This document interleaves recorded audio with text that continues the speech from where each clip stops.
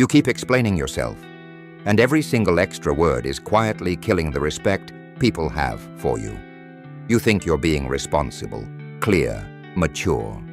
But deep down, that sick feeling in your gut after every long text or rambling conversation, that's the truth your body already knows. You're slowly training people to doubt you, question you, and look right through you. And it hurts more than you admit.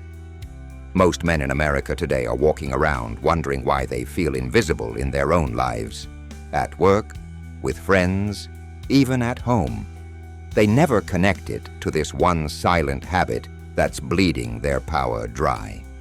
But today, you're going to see exactly why it happens, and how stopping it can shift how the entire world sees you. There are 6 brutal truths about over-explaining that confident people figured out long ago. Once you hear them, you can never unsee what you've been doing to yourself. And by the end of this, you won't want to explain anymore. You've done it 100 times. You say no to a favor at work, then launch into a 5-minute story about why. You tell your wife you're not in the mood to go out, then pile on excuses so she won't be upset.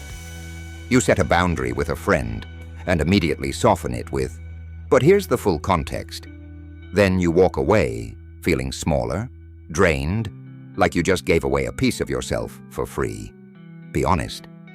How many nights have you replayed those moments, wishing you'd just stopped talking? First brutal truth. Every explanation is silent approval seeking, and it screams insecurity. It doesn't feel like begging on the surface. It feels like being a good guy. But psychology is clear. Chronic over-explaining is often a trauma response or deep fear of rejection. You learned early that your simple word wasn't enough, so you built walls of reasons to feel safe. Now, as an adult, that same habit is destroying your self-respect. It leaves you anxious, exhausted, and quietly furious when people still push back anyway. Think about that.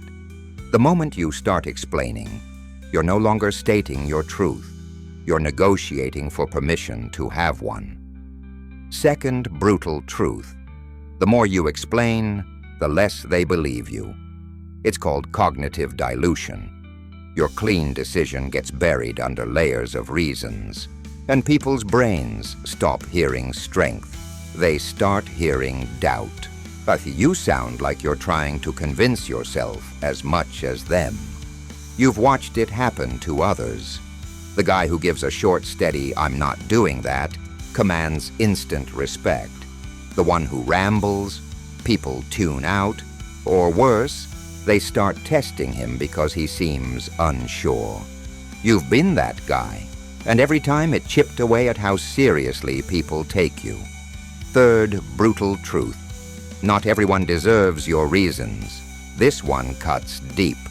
Some people, co-workers fishing for gossip, friends who only call when they need something, even family members who weaponize your honesty, don't want clarity. They want leverage. They want to debate your life so they can control how you live it. The Stoics saw this clearly. Epictetus said, "Be silent for the most part and speak only when necessary." Marcus Aurelius lived by restraint, but they understood that your inner world is sacred. Handing out explanations to people who haven't earned trust isn't kindness. It's self-betrayal. You've felt the regret after pouring your reasons into someone who clearly didn't care. That hollow feeling afterward. That's your soul telling you, never again. Fourth brutal truth. Every explanation turns your boundary into a negotiation. And negotiations about your life rarely end with you winning. The second you add "because" after a firm no, you've opened the door. You've invited them to argue, guilt trip, or wear you down. Confident men don't do this. They state it once. They let the silence sit. They let the other person feel the weight of a decision that isn't up for debate. Say less. Stand firmer. Watch how fast people stop testing you. Fifth, brutal truth. Real power never explains itself. Look at any man who commands a room without raising his voice. He doesn't rush to justify. He doesn't fill awkward silences with his life story. His restraint does the talking. Seneca taught that true speech is concise, not because we lack words, but because we have discipline. That discipline creates presence. It creates mystery. It creates respect that feels almost magnetic. When you stop explaining, something shifts inside you. The constant performance ends. The leaking of your energy stops. You start feeling heavier, grounded, like you finally belong to yourself again. Sixth, brutal truth. Your silence will make you dangerous in the best way. In a culture addicted to oversharing, endless posts, voice notes, trauma dumps, the man who speaks with restraint becomes rare and powerful, slightly unpredictable. People start leaning in. They wonder what you're thinking. Your few words carry 10 times the weight. This isn't about becoming cold or arrogant. It's about finally choosing yourself, protecting your peace, reclaiming the quiet authority that was stolen from you every time you felt forced to justify your existence. You're not like most men anymore. You've seen the hidden cost, the anxiety, the exhaustion, the slow disappearance of respect. You've felt the discomfort of realizing you've been performing for people who never truly respected you anyway.